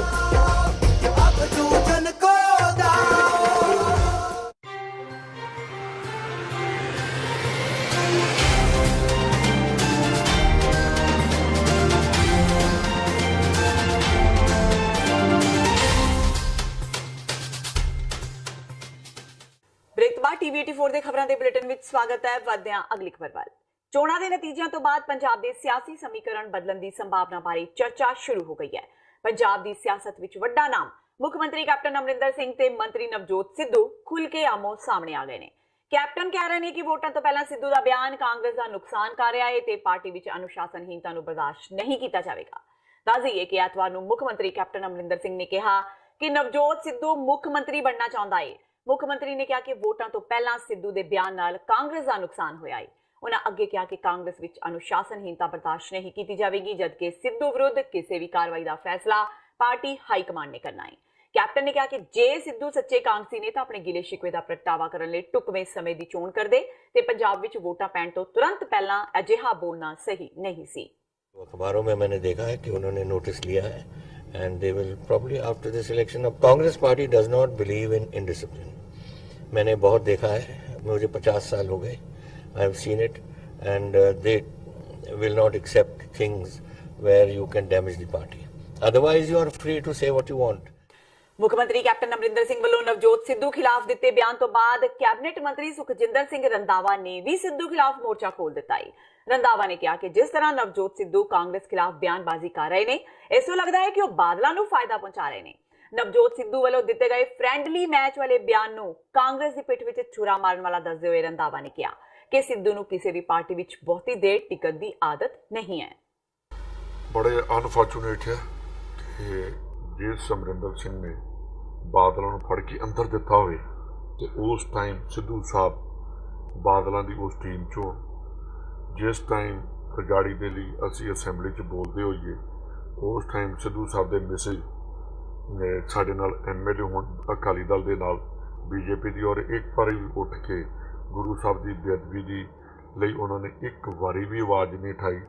ਸਿੱਧੂ ਸਾਹਿਬ ਨੇ ਕਾਂਗਰਸ ਆਉਣ ਤੋਂ ਪਹਿਲਾਂ ਇੱਕ ਵਾਰੀ ਗੁਰੂ ਸਾਹਿਬ ਦੀ ਬੇਅਦਬੀ ਲਈ ਆਪਣੀ ਆਵਾਜ਼ ਨਹੀਂ ਚੁੱਕੀ। ਇਹ ਜਿਹੜੀਆਂ ਚੀਜ਼ਾਂ ਨੇ ਜਿਸ ਵੇਲੇ ਕਿਸੇ 'ਚ ਕਰੀਦੇ ਸਾਨੂੰ ਸੋਚ ਕੇ ਸਿਰਫ ਜੀ ਅਸੀਂ ਕਹਿੰਦੇ ਨਾ ਜੁਮਲੇਬਾਜ਼ ਨਹੀਂ ਕਰਨੀ ਚਾਹੀਦੀ। ਇਹ ਕਰਕੇ ਸਿੱਧੂ ਸਾਹਿਬ ਨੂੰ ਮੇਰਾ ਇੱਕ ਛੋਟਾ ਵੀਰ ਆ, ਔਰ ਮੇਰਾ ਖਿਆਲ ਹੈ ਕਿ ਜਿੰਨਾ ਕੁਛ ਮੈਂ ਉਹਦੇ ਨਾਲ ਅਸੈਂਬਲੀ 'ਚ ਲੜਾਈ ਲੜੀ ਆ ਬਾਦਲਾਂ ਦੇ ਅਗੇਂਸਟ, ਮੈਂ ਇਸ ਕਰਕੇ ਲੜੀ ਸੀ ਕਿ ਮੈਂ ਕਾਂਗਰਸੀ ਹਾਂ। ਅੱਜ ਮੈਨੂੰ ਦੁੱਖ ਹੁੰਦਾ ਕਿ ਜਿਸ ਵੇਲੇ ਇਲੈਕਸ਼ਨ ਦੇ ਵਿੱਚ ਸਿੱਧੂ ਇਹੋ ਜਿਹੀ ਸਟੇਟਮੈਂਟ ਦੇਵੇ ਕਿ ਕੋਈ ਬਾਦਲ ਉਹਨਾਂ ਦਾ ਰਲਿਆ। ਇਹ ਸਾਨੂੰ ਅੱਜ ਤੋਂ 1 ਸਾਲ ਪਹਿਲਾਂ ਜਾਂ 2 ਸਾਲ ਪਹਿਲਾਂ ਇਹ ਸਟੇਟਮੈਂਟ ਦੇਣੀ ਚਾਹੀਦੀ ਸੀ, ਫਿਰ ਅਸੀਂ ਅੰਦਰ ਗੱਲ ਵੀ ਕਰਦੇ। ਤੇ ਜੇ ਇਸ ਦਿਨ 'ਚ ਆ ਕੇ ਕਾਂਗਰਸ ਦੀ ਪਿੱਠ 'ਚ ਛੁਰਾ ਮਾਰਨਾ, ਇਹ ਮੈਂ ਕਦੀ ਬਰਦਾਸ਼ਤ ਨਹੀਂ ਕਰਾਂਗਾ। ਮੈਂ ਕਾਂਗਰਸੀ ਹਾਂ। ਉਧਰ ਕੈਬਨਿਟ ਮੰਤਰੀ ਸਾਧੂ ਸਿੰਘ ਧਰਮਸੋਤ ਨੇ ਵੀ ਨਵਜੋਤ ਸਿੱਧੂ ਤੇ ਹਮਲਾ ਬੋਲਿਆ ਹੈ। ਉਹਨਾਂ ਕਿਹਾ ਕਿ ਸਿੱਧੂ ਨੂੰ ਸੀਐਮ ਕੈਪਟਨ ਅਮਰਿੰਦਰ ਸਿੰਘ ਜੇ ਚੰਗੇ ਨਹੀਂ ਲੱਗਦੇ ਤਾਂ ਸਿੱਧੂ ਨੂੰ ਮੰਤਰੀ ਦਾ ਅਹੁਦਾ ਛੱਡ ਦੇਣਾ ਚਾਹੀਦਾ ਹੈ। ਧਰਮਸੋਤ ਨੇ ਕਿਹਾ ਕਿ 2 ਸਾਲ ਪਹਿਲਾਂ ਆਏ ਪੁਰਾਣੇ ਆਗੂਆਂ ਤੋਂ ਅੱਗੇ ਚੱਲਣ ਦੀ ਕੋਸ਼ਿਸ਼ ਕਰ ਰਹੇ ਨੇ। ਧਰਮਸੋਤ ਨੇ ਕਿਹਾ ਕਿ ਰਾਹੁਲ ਗਾਂਧੀ ਨੇ ਸਿੱਧੂ ਨੂੰ ਨੁਕਸਾਨ ਕਰਨ ਦਾ ਸਰਟੀਫਿਕੇਟ ਨਹੀਂ ਦਿੱਤਾ। ਉਹਨਾਂ ਕਾਂਗਰਸ ਹਾਈ ਕਮਾਂਡ ਤੋਂ ਕਾਰਵਾਈ ਦੀ ਮੰਗ ਕੀਤੀ ਹੈ। ਦੇਖੋ, ਸਖਤ ਪ੍ਰਕਿਰਿਆ ਦਿਖਾਣੀ ਚਾਹੀਦੀ ਹੈ, ਹਰ ਕਾਂਗਰਸਮੈਨ ਨੂੰ ਦਿਖਾਉਣੀ ਚਾਹੀਦੀ। ਜਦੇ ਜਿਹਦੇ ਘਰ ਨੂੰ ਕੋਈ ਨੁਕਸਾਨ ਪਹੁੰਚਾਵੇ ਦਾ ਦਰਦ ਤਾਂ ਹੁੰਦਾ। ਸੀਐਮ ਸਾਹਿਬ ਨੇ ਠੀਕ ਕਿਹਾ ਵੀ ਜੋ ਮੇਰੇ ਖਿਲਾਫ ਜੋ ਮਰਜ਼ੀ ਬੋਲੇ ਮੈਨੂੰ ਕੋਈ ਫਰਕ ਨਹੀਂ ਪੈਂਦਾ, ਨਾ ਪੈਂਦਾ ਹੀ ਹੈ। ਜਿਹੜਾ ਉਹਨਾਂ ਨੇ ਇਲੈਕਸ਼ਨ 'ਚ ਗਲਤ ਬੋਲਿਆ, ਪਾਰਟੀ ਨੂੰ ਹਰਾਉਣ ਵਾਲੀ ਗਲਤ ਬਿਆਨ ਦਿੱਤਾ ਹੈ, ਉਸ ਤੇ ਹਰ ਕਾਂਗਰਸ ਮਾਇਨ ਦਾ ਬੱਚੇ ਦਾ ਮਨ ਦੁਖਿਆ। ਉਹਨਾਂ ਨੇ ਮਾੜਾ ਕੀਤਾ, ਅੱਜ ਤੱਕ ਤਾਂ ਜੋ ਕੀਤਾ ਸੀ ਸਭ ਤੋਂ ਮਾੜਾ ਇਹ ਜਿਹੜਾ ਨੁਕਸਾਨ 1% ਵੀ ਹੋਏਗਾ ਤੇ ਸਿੱਧਾ ਰਾਹੁਲ ਗਾਂਧੀ ਦਾ ਤੇ ਕਾਂਗਰਸ ਪਾਰਟੀ ਦਾ ਨੁਕਸਾਨ ਹੈ। ਇੱਥੇ ਨਾ ਕੈਪਟਨ ਸਾਹਿਬ ਦਾ ਨੁਕਸਾਨ ਹੈ ਤਾਂ ਸਾਰੇ ਕਾਂਗਰਸਮੈਨ ਦਾ, ਪਰ ਲੇਕਿਨ ਅੱਜ ਹਿੰਦੁਸਤਾਨ 'ਚ ਮੋਦੀ ਨੂੰ ਭਜਾਉਣ ਵਾਸਤੇ ਇੱਕ ਸੀਟ ਦੀ ਜ਼ਰੂਰਤ ਹੈ। ਉਸ ਸਮੇਂ ਅਸੀਂ ਮੈਦਾਨੇ ਜੰਗ ਦੇ ਵਿੱਚ ਐਸੀਆਂ ਗੱਲਾਂ ਕਰਦੇ ਹਾਂ ਜਿਨ੍ਹਾਂ ਦਾ ਮਨੋਬਲ ਤੋੜਨ ਵਾਸਤੇ ਵਰਕਰਾਂ ਦਾ ਅਸਫਲ ਕੋਸ਼ਿਸ਼ ਕੀਤੀ ਗਈ ਹੈ ਸਿੱਧੂ ਸਾਹਿਬ ਵੱਲੋਂ। ਇਹ ਬਹੁਤ ਮਾੜਾ ਕੀਤਾ। ਨਾ ਰਾਹੁਲ ਗਾਂਧੀ ਜੀ ਪਸੰਦ ਕਰਨਗੇ, ਨਾ ਕੋਈ ਹੋਰ ਹਾਈ ਕਮਾਂਡ ਪਸੰਦ ਕਰੇਗੀ। ਔਰ ਮੈਂ ਤਾਂ ਇਹ ਕਹਾਂਗਾ ਕਿ ਇਹਦੀ ਪੜਤਾਲ ਕਰਕੇ ਇਹਦੇ ਖਿਲਾਫ ਜਿੰਨੀ ਬਣਦੀ ਅਨੁਸ਼ਾਸਨੀ ਕਾਰਵਾਈ ਹੋਣੀ। ਮੁੱਖ ਮੰਤਰੀ ਕੈਪਟਨ ਅਮਰਿੰਦਰ ਸਿੰਘ ਵੱਲੋਂ ਕੀਤੇ ਜਵਾਬੀ ਹਮਲੇ ਤੋਂ ਬਾਅਦ ਨਵਜੋਤ ਕੌਰ ਸਿੱਧੂ ਆਪਣੇ ਪਤੀ ਨਵਜੋਤ ਸਿੰਘ ਸਿੱਧੂ ਦੇ ਬਚਾਅ ਤੇ ਆ ਗਈ ਹੈ। ਬੀਬੀ ਸਿੱਧੂ ਨੇ ਕੈਪਟਨ ਨੂੰ ਜਵਾਬ ਦਿੰਦਿਆਂ ਕਿਹਾ ਕਿ ਨਵਜੋਤ ਸਿੱਧੂ ਮੁੱਖ ਮੰਤਰੀ ਬਣਨ ਨਹੀਂ ਸਗੋਂ ਜਨਤਾ ਦੀ ਸੇਵਾ ਕਰਨ ਆਏ ਨੇ। ਬੀਬੀ ਸਿੱਧੂ ਦਾ ਕਹਿਣਾ ਹੈ ਕਿ ਨਵਜੋਤ ਸਿੱਧੂ ਨੂੰ ਅਹੁਦਿਆਂ ਦਾ ਲਾਲਚ ਨਹੀਂ ਹੈ ਤੇ ਨਾ ਹੀ ਉਹ ਅਹੁਦਿਆਂ ਦੇ ਲਾਲਚ ਵਿੱਚ ਕਾਂਗਰਸ ਵਿੱਚ ਆਏ ਨੇ। ਇਸ ਦੇ ਨਾਲ ਹੀ ਬੀਬੀ ਸਿੱਧੂ ਨੇ ਇਹ ਵੀ ਆਖਿਆ ਕਿ ਜੇਕਰ ਕਾਂਗਰਸ ਨੂੰ ਪੰਜਾਬ ਵਿੱਚ ਲੋਕ ਸਭਾ ਚੋਣਾਂ ਵਿੱਚ ਹਾਰ ਦਾ ਸਾਹਮਣਾ ਕਰਨਾ ਪੈਂਦਾ ਹੈ ਤਾਂ ਇਸ ਦੀ ਜ਼ਿੰਮੇਵਾਰੀ ਤੈਅ ਹੋਣੀ ਚਾਹੀਦੀ ਹੈ। ਇਸ ਦੇ ਨਾਲ ਹੀ ਨਵਜੋਤ ਕੌਰ ਸਿੱਧੂ ਨੇ ਕਿਹਾ ਕਿ ਜੇਕਰ ਪੰਜਾਬ ਵਿੱਚ ਕਾਂਗਰਸ ਹਾਰਦੀ ਹੈ ਤਾਂ ਮੁੱਖ ਮੰਤਰੀ ਦੀ ਜਵਾਬਦੇਹੀ ਹੋਣੀ ਚਾਹੀਦੀ ਹੈ। हम यहाँ पे राजनीति में किसी से कुछ लेने नहीं आए। हम पार्टी की आइडियोलॉजी पे और पार्टी को ऊपर उठाने आए। सीएम ने ये कहा है कि अगर हार होती है 13 की नहीं होती तो वो इस्तीफा दे देंगे। देखो वो देना चाहिए क्योंकि 2 साल बीत गए। देखो 6 महीने बीते होते तो नहीं कोई फर्क पड़ता। जब तुम अकाउंटेबल एमएलएज और मंत्रियों को बना रहे हो, जो कि बहुत अच्छी बात है, और मैंने हर बार सीएम को, पिछले सीएम को भी यही कहा, जिस दिन हम अपनी एमएलएज की मंथली परफॉर्मेंस लेने लग जाएंगे उस दिन हमारे एमएलएज की परफॉर्मेंस भी अच्छी होगी और पंजाब स्टेट का भला भी होगा। तो अगर वो अपने एमएलएज और अपने मिनिस्टर्स की वो लेना चाहते हैं परफॉर्मेंस, तो अगर लोग हमें नकारते हैं तो इसका मतलब सीधे सी बात है कि सीएम साहब हमारी परफॉर्मेंस अपराइट नहीं रही, कि हम लोगों को डिलीवर नहीं कर पाए, तो इसलिए लोग थे। अदरवाइज 2 साल में अगर हमने काम किया है तो हमारी क्लीन स्वीप आनी चाहिए, 13 से 13 आनी चाहिए। तो मैं ये कहती हूँ अगर हमने काम किया है, हर मंत्रालय अपने लिए रिस्पॉन्सिबल है, काम किया है तो लोग वोट डालेंगे, और अगर नहीं डालेंगे तो हमें इंट्रोस्पेक्ट करना पड़ेगा, हम कहाँ कहाँ गलत रहे और उसको करेक्ट करना पड़ेगा। ਨਵਜੋਤ ਸਿੱਧੂ ਤੇ ਕੈਪਟਨ ਅਮਰਿੰਦਰ ਸਿੰਘ ਦੀ ਆਪਸੀ ਖਿੱਚੋਤਾਣ ਤੇ ਵਿਰੋਧੀ ਧਿਰ ਦੇ ਆਗੂ ਹਰਪਾਲ ਚੀਮਾ ਨੇ ਵੀ ਬਿਆਨ ਦਿੱਤਾ ਹੈ। ਚੀਮਾ ਨੇ ਨਵਜੋਤ ਸਿੱਧੂ ਨੂੰ ਇੱਕ ਇਮਾਨਦਾਰ ਵਿਅਕਤੀ ਤੇ ਕੈਪਟਨ ਅਮਰਿੰਦਰ ਸਿੰਘ ਨੂੰ ਨਾਕਾਮਯਾਬ ਮੁੱਖ ਮੰਤਰੀ ਕਿਹਾ ਹੈ। ਪੱਤਰਕਾਰਾਂ ਨਾਲ ਗੱਲਬਾਤ ਦੌਰਾਨ ਚੀਮਾ ਨੇ ਕਿਹਾ ਕਿ ਕੈਪਟਨ ਲੋਕਾਂ ਨਾਲ ਕੀਤੇ ਵਾਅਦੇ ਪੂਰੇ ਕਰਨ ਵਿੱਚ ਨਾਕਾਮ ਰਹੇ ਨੇ ਤੇ ਲੋਕਾਂ ਦਾ ਧਿਆਨ ਭਟਕਾਉਣ ਲਈ ਅਜਿਹੇ ਬਿਆਨ ਦੇ ਰਹੇ ਨੇ। ਦੇਖੋ ਕੈਪਟਨ ਸਾਹਿਬ ਜਿਹੜੇ ਹੈਗੇ ਨੇ 2 ਸਾਲਾਂ 'ਚ ਉਹਨਾਂ ਨੇ ਪੰਜਾਬ ਦੇ ਲੋਕਾਂ ਨੇ ਕੁਝ ਨਹੀਂ ਕੀਤਾ। ਵੱਡੇ ਵਾਅਦੇ ਕੀਤੇ ਸੀ, ਝੂਠ ਬੋਲਿਆ ਲੋਕਾਂ ਦੇ ਨਾਲ। ਹੁਣ ਉਹਨਾਂ ਵਾਅਦਿਆਂ ਤੋਂ ਜਿਹੜਾ ਹੈਗਾ ਕਿਤੇ ਨਾ ਕਿਤੇ ਲੋਕਾਂ ਦਾ ਧਿਆਨ ਹਟਾਉਣ ਦੇ ਲਈ ਇਸ ਤਰ੍ਹਾਂ ਦੀ ਬਿਆਨਬਾਜ਼ੀ ਕਰ ਰਹੇ ਨੇਗੇ। ਨਵਜੋਤ ਸਿੰਘ ਸਿੱਧੂ ਬੜੀ ਅੱਛੀ ਸਿਆਸਤ ਕਰਦੇ ਨੇ, ਬੜੇ ਸਾਫ਼ ਸੁਥਰੇ ਸੁਲਝੇ ਹੋਏ ਇਨਸਾਨ ਨੇਗੇ ਔਰ ਇਮਾਨਦਾਰੀ ਦੀ ਸਿਆਸਤ ਕਰ ਰਹੇ ਨੇਗੇ। ਉਹਨਾਂ ਨੂੰ ਕਿਤੇ ਨਾ ਕਿਤੇ ਉਹ ਜਿਹੜਾ ਦੂਰ ਰੱਖ ਰਹੇ ਨੇਗੇ ਆਪਦੇ ਕੰਮਾਂ ਕਾਰਾਂ ਤੋਂ। ਬੀਤੀ ਸ਼ਾਮ ਲੁਧਿਆਣਾ ਦੇ ਸ਼ਿਵਪੁਰੀ ਚੌਂਕ ਵਿੱਚ ਸਮਾਜ ਸੇਵੀ ਅਨਮੋਲ ਕਵਾਤਰਾ ਤੇ ਉਸ ਦੇ ਪਿਤਾ ਤੇ ਕਾਂਗਸੀਆਂ ਵੱਲੋਂ ਹਮਲਾ ਕਰਨ ਦਾ ਮਾਮਲਾ ਸਾਹਮਣੇ ਆਇਆ ਸੀ, ਜਿਸ ਤੋਂ ਬਾਅਦ ਲੁਧਿਆਣਾ ਸ਼ਹਿਰ ਵਿੱਚ ਹੰਗਾਮਾ ਹੋ ਗਿਆ ਸੀ ਤੇ ਲੋਕ ਪੁਲਿਸ ਪ੍ਰਸ਼ਾਸਨ ਨੂੰ ਮੰਗ ਕਰ ਰਹੇ ਸਨ ਕਿ ਇਹਨਾਂ ਦੋਸ਼ੀਆਂ ਖਿਲਾਫ ਕਾਰਵਾਈ ਕੀਤੀ ਜਾਵੇ, ਜਿਸ ਤੋਂ ਬਾਅਦ ਪੁਲਿਸ ਨੇ 2 ਕਾਂਗਸੀਆਂ ਨੂੰ ਹਿਰਾਸਤ ਵਿੱਚ ਲੈ ਲਿਆ। ਤੁਹਾਨੂੰ ਦੱਸ ਦਈਏ ਕਿ ਸਮਾਜ ਸੇਵੀ ਅਨਮੋਲ ਕਵਾਤਰਾ ਤੇ ਉਸ ਦੇ ਪਿਤਾ ਤੇ ਹੋਏ ਹਮਲੇ ਤੋਂ ਬਾਅਦ ਉਸ ਦਾ ਸਾਥ ਦੇਣ ਲਈ ਹਜ਼ਾਰਾਂ ਦੀ ਗਿਣਤੀ ਵਿੱਚ ਲੋਕ ਲੁਧਿਆਣਾ ਪਹੁੰਚ ਗਏ ਤੇ ਧਰਨਾ ਲਗਾ ਕੇ ਲੁਧਿਆਣਾ ਮੁੱਖ ਮਾਰਗ ਜਾਮ ਕਰ ਦਿੱਤਾ ਸੀ। ਉਧਰ ਅਨਮੋਲ ਤੇ ਹਮਲਾ ਕਰਨ ਵਾਲੇ ਦੋਸ਼ੀਆਂ ਨੇ ਆਪਣੇ ਆਪ ਨੂੰ ਬੇਗੁਨਾਹ ਦੱਸਿਆ ਹੈ। ਕੱਲ ਹੋਇਆ ਲੜਾਈ ਝਗੜਾ ਹੋਇਆ ਸੀ ਸ਼ਿਵਪੁਰੀ ਰੋਡ ਤੇ ਅਮਰ ਸਵੀਟ ਸ਼ਾਪ ਦੇ ਸਾਹਮਣੇ। ਵੋਟਾਂ ਪੈਣੀਆਂ ਸੀ, ਬਾਹਰ ਬੈਠੀ ਜਨਤਾ ਸੜਕ 'ਤੇ ਤੇ ਰਾਜਕੁਮਾਰ ਜਿਹੜਾ ਮਦਈ ਮੁਕੱਦਮਾ ਰਾਜਕੁਮਾਰ ਚਮਨਲਾਲ, ਇਹਦੇ ਕਹਿਣ ਮੁਤਾਬਕ ਮੈਂ ਉੱਥੋਂ ਲੰਘ ਰਿਹਾ ਸੀਗਾ ਤਾਂ ਮੈਨੂੰ ਮੋਹਤ ਰਾਮਪਾਲ ਨੇ ਰੋਕਿਆ। ਮੈਨੂੰ ਮੰਦਾ ਚੰਗਾ ਰੋਕਿਆ, ਮੰਦਾ ਚੰਗਾ ਬੋਲਿਆ, ਮੇਰੇ ਮੁੰਡੇ ਬਾਰੇ ਮੰਦਾ ਚੰਗਾ ਬੋਲਿਆ ਤੇ ਸਾਡੀ ਮਾਰਕੁੱਟ ਕੀਤੀ, ਜਿਸ 'ਤੇ ਰਾਜਕੁਮਾਰ ਦੇ ਬਿਆਨ 'ਤੇ ਮੁਕੱਦਮਾ ਦਰਜ ਰਜਿਸਟਰ 42 ਨੰਬਰ ਦਾ ਰਜਿਸਟਰ ਕੀਤਾ ਗਿਆ। ਦ੍ਰਿਸ਼ੀ ਧਾਰਾ 323, 41, 506, 34 ਪੀ ਤਹਿਤ ਮੁਕੱਦਮਾ ਦਰਜ ਕੀਤਾ ਗਿਆ। ਮੁਕੱਦਮੇ ਦੋਨੇ ਦੋਸ਼ੀ ਲੜੀਂਦੇ ਦੋਸ਼ੀ ਜਿਹੜੇ ਆ ਮੋਹਿਤ ਰਾਮਪਾਲ ਅਤੇ ਜਤਿੰਦਰ ਕੌਰ ਪਟੋਲੀ ਗ੍ਰਿਫਤਾਰ ਕੀਤੇ ਗਏ ਨੇ। ਸਰ ਧੱਕਾ ਇਲਜ਼ਾਮ ਹੀ ਲੱਗ ਰਹੇ ਹੈ ਨਾ, ਕੋਈ ਹਜੇ ਕਲੀਅਰ ਨਹੀਂ ਹੋਇਆ ਭਾਜੀ, ਇਲਜ਼ਾਮ ਹੀ ਲੱਗ ਰਹੇ ਆ ਔਰ ਇਹ ਇਲਜ਼ਾਮ ਹੀ ਰਹਿਣੇ ਆ ਕਿਉਂਕਿ ਅਸੀਂ ਕਲੀਅਰ ਕਰਕੇ ਦਿਖਾਵਾਂਗੇ ਉਹਨਾਂ ਨੂੰ ਕਿ ਉਹਨਾਂ ਨੇ ਧੱਕਾ ਕਿੰਨਾ ਕੀਤਾ। ਔਰ ਵੋਟ ਪਾਉਣ ਲੱਗੇ ਜਦੋਂ ਮੈਂ ਆਪਣੀ ਵਾਈਫ ਦਾ ਜਿਹੜੀ ਵੋਟਰ ਕਾਰਡ ਦੀ ਪਰਚੀ ਹੁੰਦੀ ਹੈ, ਪਰਚੀ ਲੈਣ ਵਾਸਤੇ ਗਿਆ ਤੇ ਉੱਥੇ ਰਾਜਕੁਮਾਰ ਕਵਾਤਲਾ ਜੀ ਸੀਗੇ ਬੈਂਸ ਵੱਲੋਂ, ਠੀਕ ਹੈ ਜੀ, ਉੱਥੇ ਆਪਣੇ ਬੂਥ ਤੇ ਬੈਠੇ ਸੀਗੇ। ਉਹ ਉੱਠ ਕੇ ਮੇਰੀ ਵਾਈਫ ਕੋਲ ਆ ਗਏ ਤੇ ਕਹਿੰਦੇ ਵੋਟ ਪਾ ਦਿਓ ਤੁਸੀਂ ਲੈਟਰ ਬਾਕਸ ਨੂੰ। ਮੇਰੀ ਵਾਈਫ ਨੇ ਇਸ ਚੀਜ਼ ਦਾ ਵਿਰੋਧ ਕੀਤਾ ਕਿਉਂਕਿ ਉਹ ਕਹਿੰਦੀ ਤੁਹਾਡਾ ਕੀ ਮਤਲਬ ਬੰਦਾ ਮੈਨੂੰ ਕਹਿੰਦਾ ਇਸ ਗੱਲ ਦਾ, ਤੇ ਉਹਨੇ ਵਿਰੋਧ ਕੀਤਾ ਤੇ ਇਹਨੇ ਅੱਗੋਂ ਕੁਝ ਗਲਤ ਗੱਲ ਕਹਿਤੀ ਉਹਨੂੰ ਕਿ ਤੁਸੀਂ ਚਲੋ ਜੋ ਵੀ ਉਹਨੇ ਬੋਲਿਆ ਗਲਤ ਬੋਲਿਆ। ਤੇ ਮੇਰੀ ਵਾਈਫ ਨੇ ਮੈਨੂੰ ਆਵਾਜ਼ ਲਗਾਈ ਕਿ ਹਾਂ ਵੀ ਇਹ ਗਲਤ ਲੈਂਗੁਏਜ ਯੂਜ਼ ਕਰ ਰਿਹਾ, ਥੋੜ੍ਹਾ ਇਹਨੂੰ ਸਮਝਾਓ। ਮੈਂ ਉਹਨਾਂ ਨੂੰ ਸਮਝਾਇਆ, ਮੈਂ ਕਿਹਾ ਭਾਜੀ, ਮੈਂ ਕਿਹਾ ਕਿਉਂਕਿ ਮੇਰੇ ਸੀਨੀਅਰ ਨੇ, ਮੈਂ ਕਿਹਾ ਭਾਜੀ ਤੁਸੀਂ, ਮੈਂ ਕਿਹਾ ਮੇਰੀ ਵਾਈਫ ਨੇ ਇਹੋ ਜਿਹੀ ਲੈਂਗੁਏਜ ਯੂਜ਼ ਕਰ ਰਹੇ ਹੋ, ਮੈਂ ਕਿਹਾ ਚੰਗਾ ਨਹੀਂ ਲੱਗਦਾ। ਤੇ ਉਹਨੇ ਮੇਰੇ ਨਾਲ ਵੀ ਉਹੀ ਲੈਂਗੁਏਜ ਯੂਜ਼ ਕਰਤੀ, ਕਹਿੰਦਾ ਮੇਰਾ ਮੁੰਡਾ ਵਰਲਡ ਵਾਈਡ ਆ, ਠੀਕ ਹੈ ਜੀ, ਜੇ ਵਰਲਡ ਵਾਈਡ ਠੀਕ ਹੈ, ਤੇਰਾ ਬੇਟਾ ਐਨਜੀਓ ਚਲਾਉਂਦਾ, ਅਸੀਂ ਤਾਰੀਫ ਕਰਦੇ ਹਾਂ, ਜੋ ਕਿਤੇ ਮਿਲਦੇ ਹਾਂ ਅਸੀਂ ਤਾਰੀਫ ਕਰਦੇ ਹਾਂ ਕਿ ਹਾਂ ਵੀ ਵਧੀਆ ਕੰਮ ਕਰਦਾ।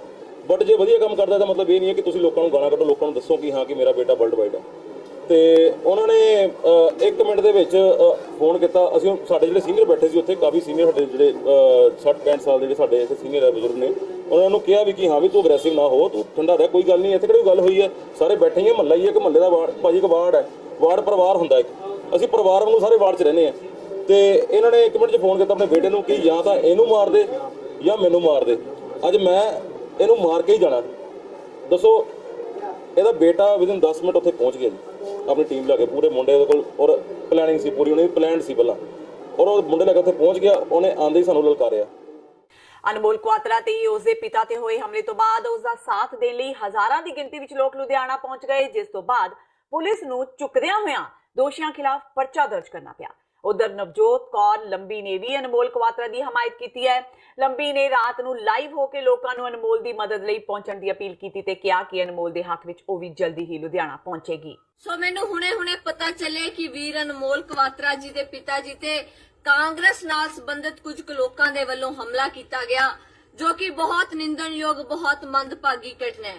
ਜਿਸ ਤਰ੍ਹਾਂ ਦੇ ਸਮਾਜ ਸੇਵੀ ਕੰਮ ਵੀਰ ਅਨਮੋਲ ਕਵਾਤਰਾ ਜੀ ਕਰਦੇ ਨੇ, ਉਹਨਾਂ ਨੇ ਪੂਰੇ ਪੰਜਾਬ ਵਿੱਚ ਵਸਦੇ ਲੋਕਾਂ ਦੇ ਦਿਲਾਂ ਨੂੰ ਛੂਇਆ ਹੋਇਆ, ਲੋਕਾਂ ਦੇ ਦਿਲਾਂ ਵਿੱਚ ਉਹ ਵਸਦੇ ਨੇ ਤੇ ਜਿਸ ਤਰ੍ਹਾਂ ਉਹ ਸਮਾਜ ਸੇਵਾ ਦੇ ਵਿੱਚ ਆਪਣਾ ਯੋਗਦਾਨ ਪਾ ਰਹੇ ਨੇ, ਉਹਨਾਂ ਨੇ ਪੂਰੇ ਪੰਜਾਬ ਦਾ ਸਿਰ ਮਾਣ ਦੇ ਨਾਲ ਪੂਰੀ ਦੁਨੀਆ ਦੇ ਵਿੱਚ ਉੱਚਾ ਕੀਤਾ ਤੇ ਜੋ ਉਹਨਾਂ ਨੇ ਸਲੋਗਨ ਦਿੱਤਾ ਹੈ, ਵੀ ਡੋਂਟ ਐਕਸੈਪਟ ਮਨੀ ਔਰ ਥਿੰਗਸ, ਦੇਸ਼ਾਂ ਵਿਦੇਸ਼ਾਂ ਦੇ ਵਿੱਚ ਉਹਨਾਂ ਨੇ ਪੰਜਾਬੀ ਕੌਮ ਦਾ ਸਿਰ ਮਾਣ ਦੇ ਨਾਲ ਉੱਚਾ ਕੀਤਾ ਹੈ। ਸੋ ਉਹਨਾਂ ਦੇ ਪਿਤਾ ਜੀ ਤੇ ਹਮਲਾ ਹੋਣਾ ਬਹੁਤ ਮੰਦਭਾਗੀ ਘਟਨਾ ਹੈ। ਸੋ ਅਨਮੋਲ ਵੀਰ ਨੇ ਲੁਧਿਆਣੇ ਵਿਖੇ ਧਰਨਾ ਵੀ ਲਾਇਆ ਹੋਇਆ, ਆਸ-ਪਾਸ ਦੇ ਲੋਕ ਵੀ ਪਹੁੰਚੇ ਹੋਏ ਨੇ, ਲੁਧਿਆਣਾ ਵਾਸੀ ਵੀ ਪਹੁੰਚੇ ਹੋਏ ਨੇ। ਸੋ ਮੈਂ ਬਾਕੀ ਸਾਰਿਆਂ ਨੂੰ ਅਪੀਲ ਕਰਦੀ ਹਾਂ ਕਿ ਤੁਸੀਂ ਵੀ ਵੱਡੀ ਗਿਣਤੀ ਦੇ ਵਿੱਚ ਉੱਥੇ ਪਹੁੰਚੋ ਤੇ ਜੇ ਉਹ ਮਸਲਾ ਕੱਲ ਤੱਕ ਸੋਲਵ ਨਹੀਂ ਹੁੰਦਾ ਤਾਂ ਸਾਰੀ ਪੰਜਾਬ ਦੀ ਆਵਾਮ ਅਨਮੋਲ ਵੀਰੇ ਦੀ ਸਪੋਰਟ ਦੇ ਵਿੱਚ ਕੱਲ ਨੂੰ ਲੁਧਿਆਣੇ ਦੀ ਸਰਜ਼ਮੀਨ ਤੇ ਪਹੁੰਚੇਗੀ ਤੇ ਮੈਂ ਵੀ ਜ਼ਰੂਰ ਪਹੁੰਚਾਂਗੀ। ਅੰਮ੍ਰਿਤਸਰ ਦੇ ਸੁਲਤਾਨਵਿੰਡ ਰੋਡ ਤੇ ਅੱਜ ਉਸ ਸਮੇਂ ਦਹਿਸ਼ਤ ਦਾ ਮਾਹੌਲ ਬਣ ਗਿਆ ਜਦੋਂ ਦੋ ਗੁੱਟ ਦੁਕਾਨ ਦੇ ਕਬਜ਼ੇ ਨੂੰ ਲੈ ਕੇ ਆਪਸ ਵਿੱਚ ਭਿੜ ਗਏ। ਹਥਿਆਰਾਂ ਨਾਲ ਲੈਸ ਇੱਕ ਧਿਰ ਦੇ ਮੁੰਡਿਆਂ ਨੇ ਦੂਜੀ ਧਿਰ ਦੇ ਵਿਅਕਤੀਆਂ ਤੇ ਹਮਲਾ ਕਰ ਨਾ ਸਿਰਫ ਉਹਨਾਂ ਨੂੰ ਜ਼ਖਮੀ ਕਰ ਦਿੱਤਾ, ਸਗੋਂ ਉਹਨਾਂ ਦੀਆਂ ਗੱਡੀਆਂ ਤੇ ਸਮਾਨ ਦੀ ਵੀ ਭੰਨਤੋੜ ਕੀਤੀ, ਜਿਸ ਦੀ ਇੱਕ ਵੀਡੀਓ ਵੀ ਸਾਹਮਣੇ ਆਈ ਹੈ। ਇਸ ਝਗੜੇ ਵਿੱਚ 3 ਲੋਕ ਬੁਰੀ ਤਰ੍ਹਾਂ ਜ਼ਖਮੀ ਹੋ ਗਏ। ਹਸਪਤਾਲ ਵਿੱਚ ਦਾਖਲ ਜ਼ਖਮੀ ਵਿਅਕਤੀਆਂ ਦਾ ਦੋਸ਼ ਹੈ ਕਿ ਪਿਛਲੇ ਲੰਬੇ ਸਮੇਂ ਤੋਂ ਅਦਾਲਤ ਵਿੱਚ ਦੁਕਾਨ ਦੇ ਕਬਜ਼ੇ ਨੂੰ ਲੈ ਕੇ ਮਾਮਲਾ ਚੱਲ ਰਿਹਾ ਸੀ, ਪਰ ਅਦਾਲਤ ਵੱਲੋਂ ਸਟੇ ਦੇਣ ਦੇ ਬਾਵਜੂਦ ਹਮਲਾਵਰਾਂ ਨੇ ਦੁਕਾਨ ਤੇ ਕਬਜ਼ਾ ਕਰਨ ਦੀ ਕੋਸ਼ਿਸ਼ ਕੀਤੀ। ਉਧਰ ਪੁਲਿਸ ਨੇ ਦੋਵਾਂ ਧਿਰਾਂ ਦੇ ਬਿਆਨ ਦਰਜ ਕਰ ਕਾਰਵਾਈ ਸ਼ੁਰੂ ਕਰ ਦਿੱਤੀ ਹੈ। ਫਿਲਹਾਲ ਇਸ ਘਟਨਾ ਨੂੰ ਲੈ ਕੇ ਇਲਾਕੇ ਵਿੱਚ ਦਹਿਸ਼ਤ ਦਾ ਮਾਹੌਲ ਬਣਿਆ ਹੋਇਆ ਹੈ। ਇਹਦੀ ਵੀ ਇੱਥੇ ਸੈਸ਼ਨ ਕੋਰਟ ਦੇ ਵਿੱਚ ਅਪੀਲ ਪੈਂਡਿੰਗ ਪਈ ਆ ਤੇ ਪਰ ਸਾਡੀ ਉਹ ਵੈਲਫ ਤੇ ਉਸੇ ਵੇਲੇ ਲੈ ਕੇ ਤੇ ਚਲੇ ਗਏ ਤੇ ਉਸੇ ਦੌਰਾਨ ਇਹਨਾਂ ਨੇ ਸਾਡੀਆਂ ਗੱਡੀਆਂ ਜਿਹੜੀਆਂ ਬਾਹਰ ਕੱਢੀਆਂ, ਸਮਾਨ ਦਿੱਤਾ ਸੀ, ਅਸੀਂ ਬੂਹਾ ਲੱਗੇ ਜਦੋਂ ਚੁੱਕਣ ਤੇ ਇਹਨਾਂ ਨੇ ਸਾਡੇ ਗਲ ਪੈ ਗਏ, ਵਾਰ ਕਰ ਦਿੱਤੇ, ਸਾਡੇ ਤੇ ਮਤਲਬ ਭੰਨ ਤੋੜ ਕੀਤੀ। ਬਾਅਦ ਵਿੱਚ ਪਹਿਲਾਂ ਮੇਰੇ ਦਾਤਰ ਮਾਰੇ, ਕਿਰਪਾਨਾਂ ਮਾਰੀਆਂ, ਬੇਟੇ ਦੇ ਮਾਰੀਆਂ, ਇਹਦੇ ਸੂਆ ਮਾਰਿਆ, ਛੋਟੇ ਦੇ। ਫਿਰ ਦੁਕਾਨ ਸਾਰੀ ਇਹਨਾਂ ਨੇ ਤੋੜ ਭੰਨ ਦਿੱਤੀ, DVR ਕੈਮਰੇ ਸਾਰੇ ਤੋੜਤੇ, DVR ਤੋੜਤਾ, LCD ਤੋੜ ਦਿੱਤੀ। ਗੁਰਪ੍ਰੀਤ ਸਿੰਘ ਸੋਨੂ ਇਹ ਬਸ ਵਿਹਲਾ ਰਹਿੰਦਾ ਜੀ, ਇਹਨੇ ਬਸ ਪਹਿਲੋਂ ਪਾਈ, ਕੰਮ ਤਾਂ ਮੈਨੂੰ ਜਾਪਦਾ ਨਹੀਂ ਕੋਈ ਕਰਦਾ। ਅੱਜ ਕੱਲ ਬੁਲਾਰੀਆ ਸਾਹਿਬ ਦੀ ਕਰਦਾ ਆਓ ਭੁਗਤ ਦੱਸਦੇ ਆ। ਹਾਂਜੀ, ਅਸੀਂ ਵੀ ਕਾਂਗਰਸੀ ਆ, ਪਰ ਇਹ ਸਾਨੂੰ ਦੋਹਰੀ ਵਾਰੀ ਇਹ ਕੰਮ ਜਿਹੜਾ ਸਾਡੇ ਤੇ ਕੀਤਾ ਗਿਆ ਤੇ ਹੋਰ ਕਾਫੀ ਮੁੰਡੇ ਪਿੰਡ ਦੇ ਆ, ਮਤਲਬ ਉਹਨਾਂ ਦੀਆਂ ਵੀਡੀਓ ਬਣੀਆਂ। ਸਾਡਾ DVR ਲੈ ਗਿਆ, ਲੈਪਟਾਪ ਲੈ ਗਿਆ, 2-2.5 ਲੱਖ ਰੁਪਈਆ ਚ 2 ਲੱਖ ਜੋ ਅਸੀਂ ਗਾਹਕਾਂ ਨੂੰ ਦੇਣ ਵਾਸਤੇ ਰੱਖਿਆ ਸੀ, 2 ਲੱਖ ਉਹ ਚੋਂ 50,000 ਗੱਲੇ ਚ ਇਸ ਦਾ ਬਿਆਨ ਹਾਸਲ ਕੀਤਾ ਗਿਆ ਵਾ ਤੇ ਜਿਹੜਾ ਸਤਨਾਮ ਸਿੰਘ ਸੀ ਇਹਨੇ ਆਪਣਾ ਬਿਆਨ ਲਿਖਾਉਣ ਤੋਂ ਇਨਕਾਰ ਕਰਤਾ ਸੀ। ਕੱਲ ਕਹਿੰਦਾ ਮੈਂ ਅਜੇ ਆਪਣਾ ਬਿਆਨ ਨਹੀਂ ਲਿਖਾਉਣਾ, ਮੇਰੀ ਤਬੀਅਤ ਠੀਕ ਨਹੀਂ ਆ ਤੇ ਇਹਦਾ ਵੀ ਬਿਆਨ ਹਾਸਲ ਕੀਤਾ ਜਾਂਦਾ ਤੇ ਜੋ ਕਾਰਵਾਈ ਬਣਦੀ ਕੀਤੀ ਜਾਊਗੀ। ਪਟਿਆਲਾ ਦੇ ਆਦਰਸ਼ ਨਗਰ ਵਿੱਚ ਸੋਮਵਾਰ ਦੀ ਸਵੇਰ ਪਤੀ ਤੇ ਪਤਨੀ ਵਿਚਕਾਰ ਹੋਏ ਝਗੜੇ ਤੋਂ ਬਾਅਦ ਪਤੀ ਨੇ ਚਾਕੂਆਂ ਨਾਲ ਪਹਿਲਾਂ ਆਪਣੀ ਪਤਨੀ ਦਾ ਕਤਲ ਕੀਤਾ ਤੇ ਉਸ ਤੋਂ ਬਾਅਦ ਆਪਣੀ ਨਸ ਕੱਢ ਕੇ ਖੁਦਕੁਸ਼ੀ ਕਰਨ ਦੀ ਕੋਸ਼ਿਸ਼ ਕੀਤੀ। ਥਾਣਾ ਸਿਵਲ ਲਾਈਨ ਪੁਲਿਸ ਨੇ ਲਾਸ਼ ਨੂੰ ਕਬਜ਼ੇ ਵਿੱਚ ਲੈ ਲਿਆ, ਜਦਕਿ ਜ਼ਖਮੀ ਹਾਲਤ ਪਤੀ ਨੂੰ ਇਲਾਜ ਲਈ ਸਰਕਾਰੀ ਰਜਿੰਦਰਾ ਹਸਪਤਾਲ ਵਿੱਚ ਦਾਖਲ ਕਰਵਾਇਆ ਗਿਆ। ਦਰਅਸਲ ਪਟਿਆਲਾ ਦੇ ਆਦਰਸ਼ ਨਗਰ ਦੇ ਰਹਿਣ ਵਾਲੇ 52 ਸਾਲਾ ਸੁਰੇਸ਼ ਕੁਮਾਰ ਤੇ ਉਹਨਾਂ ਦੀ 50 ਸਾਲਾ ਪਤਨੀ ਵੀਨਾ ਵਿਚਕਾਰ ਕਿਸੇ ਗੱਲ ਨੂੰ ਲੈ ਕੇ ਝਗੜਾ ਹੋ ਗਿਆ। ਸੁਰੇਸ਼ ਕੁਮਾਰ ਨੇ ਘਰ ਨੂੰ ਅੰਦਰੋਂ ਤਾਲਾ ਲਾ ਕੇ ਚਾਕੂ ਨਾਲ ਆਪਣੀ ਪਤਨੀ ਵੀਨਾ ਤੇ ਕਈ ਵਾਰ ਕੀਤੇ, ਜਿਸ ਕਾਰਨ ਵੀਨਾ ਦੀ ਮੌਕੇ ਤੇ ਹੀ ਮੌਤ ਹੋ ਗਈ। ਪਤਨੀ ਦਾ ਕਤਲ ਕਰਨ ਤੋਂ ਬਾਅਦ ਸੁਰੇਸ਼ ਕੁਮਾਰ ਨੇ ਆਪਣੀਆਂ ਨਸਾਂ ਕੱਟ ਕੇ ਖੁਦਕੁਸ਼ੀ ਕਰਨ ਦੀ ਕੋਸ਼ਿਸ਼ ਕੀਤੀ। ਸੁਰੇਸ਼ ਕੁਮਾਰ ਨਾਮ ਦਾ ਵਿਅਕਤੀ ਹੈ, ਉਹਨੇ ਆਪਣੀ ਵਾਈਫ ਦੀ ਡੈਥਲੀ ਚਾਕੂ ਦੇ ਨਾਲ ਵਾਰ ਕੀਤੇ ਹੈਗੇ, ਜਿਹਦੇ ਨਾਲ ਉਹਦੀ ਡੈਥ ਹੋਈ ਹੈਗੀ ਹੈ। ਤੇ ਜੋ ਰੀਜ਼ਨ ਰਿਹਾ ਹੈਗਾ ਉਹ ਹੈਗਾ ਕਿ ਇਹਨਾਂ ਦਾ ਕੋਈ ਘਰੇਲੂ ਡਿਸਪਿਊਟ ਸੀਗਾ, ਉਹਦੇ ਚਲਦੇ ਕਲੇਸ਼ ਰਹਿੰਦਾ ਸੀਗਾ ਐਂਡ ਇਹ ਇੰਸੀਡੈਂਟ ਹੋਇਆ ਹੈਗਾ। ਆਫਟਰ ਦੈਟ ਉਹਨੇ ਆਪਣੀ ਕਲਾਈ ਕੱਟ ਕੇ ਸੁਸਾਈਡ ਕਰਨ ਦੀ ਕੋਸ਼ਿਸ਼ ਕੀਤੀ ਹੈ। ਇੱਕ ਸੁਸਾਈਡ ਨੋਟ ਮਿਲਿਆ ਹੈਗਾ ਮੌਕੇ ਤੇ ਉਹ ਹਸਪੀਟਲ ਦਾਖਲ ਹੈਗਾ ਸੁਰੇਸ਼ ਕੁਮਾਰ ਤੇ ਫਰਦਰ ਅਸੀਂ ਇਨਵੈਸਟੀਗੇਟ ਕਰ ਰਹੇ ਹੈਗੇ ਤੇ FIR ਰਜਿਸਟਰ ਕਰਕੇ ਅਗਲੀ ਕਾਰਵਾਈ ਕਰਾਂਗੇ। ਬਰਨਾਲਾ ਤਪਾ ਨੇੜੇ ਡੀਲਕਸ ਬੱਸ ਵਿੱਚ ਅੱਗ ਲੱਗਣ ਕਾਰਨ ਬੱਸ ਪੂਰੀ ਤਰ੍ਹਾਂ ਸੜ ਕੇ ਸੁਆਹ ਹੋ ਗਈ। ਬੱਸ ਸਵਾਰ ਸਾਰੇ ਲੋਕ ਵਾਲ-ਵਾਲ ਬਚ ਗਏ। ਇਹ ਬੱਸ ਗੰਗਾਨਗਰ ਤੋਂ ਚੰਡੀਗੜ੍ਹ ਜਾ ਰਹੀ ਸੀ। ਅੱਗ ਲੱਗਣ ਤੋਂ ਬਾਅਦ ਡਰਾਈਵਰ ਤੇ ਕੰਡਕਟਰ ਮੌਕੇ ਤੋਂ ਫਰਾਰ ਹੋ ਗਏ। ਦਰਅਸਲ ਇਹ ਬੱਸ ਗੰਗਾਨਗਰ ਤੋਂ ਵਾਇਆ ਬਠਿੰਡਾ ਹੋ ਕੇ ਚੰਡੀਗੜ੍ਹ ਵੱਲ ਜਾ ਰਹੀ ਸੀ ਕਿ AC ਵਿੱਚ ਸ਼ਾਰਟ ਸਰਕਟ ਕਾਰਨ ਬੱਸ ਅੰਦਰ ਅੱਗ ਲੱਗ ਗਈ। ਬੱਸ ਵਿੱਚ ਉਸ ਸਮੇਂ 42 ਦੇ ਲਗਭਗ ਯਾਤਰੀ ਸਫ਼ਰ ਕਰ ਰਹੇ ਸਨ। ਭਾਵੇਂ ਸਾਰੇ ਯਾਤਰੀ ਉਸ ਸਮੇਂ ਗੂੜੀ ਨੀਂਦ ਸੁੱਤੇ ਪਏ ਸਨ, ਪਰ ਇੱਕ ਯਾਤਰੀ ਨੂੰ ਅੱਗ ਲੱਗਣ ਦਾ ਪਤਾ ਲੱਗਿਆ, ਜਿਸ ਨੇ ਤੁਰੰਤ ਰੌਲਾ ਪਾ ਕੇ ਬੱਸ ਰੁਕਵਾ ਦਿੱਤੀ ਤੇ ਯਾਤਰੀਆਂ ਨੂੰ ਸੁਰੱਖਿਅਤ ਹੇਠਾਂ ਉਤਾਰਿਆ ਗਿਆ। ਬੱਸ ਵਿੱਚ ਅੱਗ ਇੰਨੀ ਤੇਜ਼ੀ ਨਾਲ ਫੈਲੀ ਕਿ ਕਿਸੇ ਯਾਤਰੀ ਨੂੰ ਆਪਣਾ ਸਮਾਨ ਤੱਕ ਚੁੱਕਣ ਦਾ ਸਮਾਂ ਨਹੀਂ ਮਿਲਿਆ ਤੇ ਉਹਨਾਂ ਦਾ ਸਾਰਾ ਸਮਾਨ ਸੜ ਕੇ ਸੁਆਹ ਹੋ ਗਿਆ। ਘਟਨਾ ਦੀ ਸੂਚਨਾ ਮਿਲਦਿਆਂ ਹੀ ਫਾਇਰ ਬ੍ਰਿਗੇਡ ਦੀਆਂ ਗੱਡੀਆਂ ਨੇ ਅੱਗ ਤੇ ਕਾਬੂ ਪਾਇਆ, ਜਦਕਿ ਤਪਾ ਪੁਲਿਸ ਨੇ ਮਾਮਲਾ ਦਰਜ ਕਰ ਲਿਆ ਹੈ। ਥਾਣਾ ਰੂੜਕੇ ਦੇ ਏਰੀਏ ਦੇ ਵਿੱਚ ਤਕਰੀਬਨ 2:20 ਦੀ ਗੱਲ ਆ। ਇੱਕ ਬੱਸ ਜਿਹੜੀ ਗੰਗਾ ਨਗਰ ਤੋਂ ਚੰਡੀਗੜ੍ਹ ਜਾ ਰਹੀ ਸੀ, ਬੋਲਵੋ ਬੱਸ ਸੀ, ਉਹਦੇ 'ਚ ਅਚਾਨਕ ਅੱਗ ਲੱਗ ਗਈ। ਪਿੱਛੋਂ ਕਿਸੇ ਜੋ ਗੱਡੀ ਵਾਲਾ ਆ ਰਿਹਾ ਸੀ ਉਹਨੇ ਡਰਾਈਵਰ ਨੂੰ ਦੱਸਿਆ ਹੋਣਾ, ਸੋ ਗੱਡੀ ਉਹਨੇ ਸਾਈਡ ਤੇ ਲਾ ਕੇ ਸਵਾਰੀਆਂ ਸਾਰੀਆਂ ਉਤਾਰਤੀਆਂ। ਕੈਜੂਅਲਟੀ ਇਹਦੇ 'ਚ ਕੋਈ ਨਹੀਂ ਹੈ, ਬਟ ਜਿਹੜਾ ਸਮਾਨ ਸੀ ਯਾਤਰੀਆਂ ਦਾ ਉਹ ਸਾਰਾ ਸੜ ਚੁੱਕਿਆ। ਇਹ ਮੌਕੇ ਤੇ ਇਹਦੇ 'ਚ ਇਨਕੁਆਇਰੀ ਕੀਤੀ ਜਾ ਰਹੀ ਹੈ। ਇਨਕੁਆਇਰੀ ਕਰਨ ਤੋਂ ਬਾਅਦ ਜੋ ਵੀ ਤੱਥ ਸਾਹਮਣੇ ਆਉਣਗੇ ਉਹਦੇ ਮੁਤਾਬਕ ਪੁਲਿਸ ਕਾਰਵਾਈ ਕੀਤੀ ਜਾਵੇਗੀ। ਤੇ ਇਹ ਸਨ ਹੁਣ ਤੱਕ ਦੀਆਂ ਖਬਰਾਂ। ਜਾਂਦੇ ਇੱਕ ਵਾਰ ਫੇਰ ਨਜ਼ਰ ਮਾਰਦੇ ਹਾਂ ਮੁੱਖ ਖਬਰਾਂ ਤੇ। ਲੋਕ ਸਭਾ ਦੀਆਂ ਚੋਣਾਂ ਲਈ VOTING ਤੋਂ ਬਾਅਦ ਹੋਏ ਐਗਜ਼ਿਟ ਪੋਲ ਵਿੱਚ ਭਾਜਪਾ ਨੂੰ ਬਹੁਮਤ। ਐਗਜ਼ਿਟ ਪੋਲਸ ਨੂੰ ਕਾਂਗਰਸੀ ਆਗੂਆਂ ਨੇ ਨਕਾਰਿਆ, ਜਦਕਿ ਭਾਜਪਾ ਦੇ ਵਿੱਚ ਖੁਸ਼ੀ ਦਾ ਮਾਹੌਲ। ਕੈਪਟਨ ਅਮਰਿੰਦਰ ਸਿੰਘ ਤੇ ਨਵਜੋਤ ਸਿੱਧੂ ਦਰਮਿਆਨ ਪੈਦਾ ਹੋਏ ਮਤਭੇਦਾਂ ਤੇ ਸਿਆਸਤ ਸ਼ਿਖਰਾਂ ਤੇ। ਕੈਪਟਨ ਦੇ ਕਰੀਬੀਆਂ ਵੱਲੋਂ ਸਿੱਧੂ ਤੇ ਨਿਸ਼ਾਨੇ। ਨਵਜੋਤ ਸਿੱਧੂ ਦੀ ਪਤਨੀ ਤੇ ਹਰਪਾਲ ਚੀਮਾ ਨੇ ਕੀਤੀ ਸਿੱਧੂ ਦੀ ਵਕਾਲਤ। ਲੋਕਾਂ ਦੀ ਮਦਦ ਕਰਨ ਲਈ ਜਾਣੇ ਜਾਂਦੇ ਅਨਮੋਲ ਕਵਾਤਰਾ ਤੇ ਕਾਂਗਰਸੀਆਂ ਵੱਲੋਂ ਹਮਲਾ ਕਰਨ ਦੇ ਦੋਸ਼। ਹਜ਼ਾਰਾਂ ਦੀ ਗਿਣਤੀ ਦੇ ਵਿੱਚ ਲੋਕ ਅਨਮੋਲ ਦੇ ਹੱਕ ਦੇ ਵਿੱਚ ਲੁਧਿਆਣਾ ਪੁੱਜੇ। ਦਬਾਅ ਹੇਠ ਆਈ ਪੁਲਿਸ ਨੇ ਕਾਂਗਰਸੀ ਆਗੂਆਂ ਖਿਲਾਫ ਕੀਤਾ ਮਾਮਲਾ ਦਰਜ। ਦੋਸ਼ੀਆਂ ਨੇ ਆਪਣੇ ਆਪ ਨੂੰ ਦੱਸਿਆ ਬੇਗੁਨਾਹ ਤੇ ਰਾਜਸਥਾਨ ਤੋਂ ਚੰਡੀਗੜ੍ਹ ਜਾ ਰਹੀ ਲਗਜ਼ਰੀ ਬੱਸ ਚੜੀ ਅੱਗ ਦੀ ਭੇਟ। ਸ਼ਾਰਟ ਸਰਕਟ ਕਾਰਨ ਸਾਰੀ ਬੱਸ ਸੜ ਕੇ ਸਵਾਹ। ਸਵਾਰੀਆਂ ਨੇ ਮੁਸ਼ਕਲ ਨਾਲ ਬਚਾਈ ਜਾਨ। ਇਸ ਦੇ ਨਾਲ ਹੀ TV 84 ਦਾ ਖਬਰਾਂ ਦਾ ਇਹ ਬੁਲੇਟਿਨ ਖਤਮ ਹੁੰਦਾ ਹੈ। ਮੈਨੂੰ ਹਰਪ੍ਰੀਤ ਕੌਰ ਨੂੰ ਦਿਓ ਇਜਾਜ਼ਤ। ਸਤਿ ਸ਼੍ਰੀ ਅਕਾਲ।